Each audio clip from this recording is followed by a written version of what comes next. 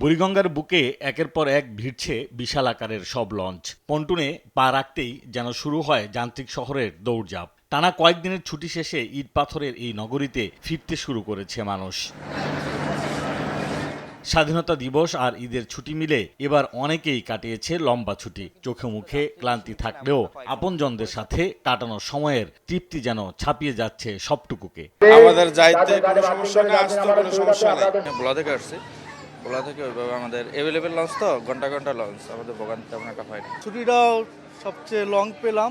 একমাত্র RFL class pipe নিশ্চিত করে প্রতি ইঞ্চিতে সঠিক থিকনেস ও সঠিক মাপ। পাইপের বস, না কিনলে লস।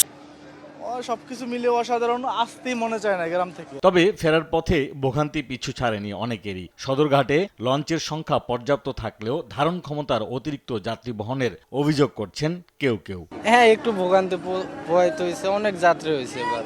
সাইনবোর্ডে লেখা আছে আপনার 539 জন যাত্রী নিতে পারবে। ইভেন আমার কাছে ছবিও তুলে রাখছি, কিন্তু সেইখানে দেখা গেছে যে আপনার যাত্রী নেওয়া হয়েছে 1500 থেকে 2000 যাত্রী। ছুটির রেশ কাটিয়ে আবারও সচল হতে শুরু করেছে রাজধানীর রাজপথ। তবে প্রিয়জনদের সাথে কাটানো এই কয়েকটা দিনই আগামী দিনের কাজের অনুপ্রেরণা হয়ে থাকে এসব কর্মজীবী মানুষের কাছে।